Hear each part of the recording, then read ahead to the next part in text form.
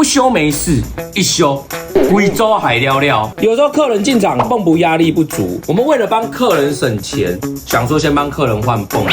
但这样真的是对的吗？当你的泵补老化，油管会不会年限到了？泵补更新之后，它的压力已经恢复到正常的状态，但是油管已经皲裂，它已经无法承受正常的压力，有没有可能会造成漏油的情形？像这样油管或是有一些东西会因为年限、橡胶皲裂的部分，我们都会建议一并更新。为什么？为了你的安全，坏掉一样，我们修了一样，骑回去没多久，又再修下一样。我们为了安全，为了省时，为什么不一并做修复？记得验检，找黑先生，我在万华等你来。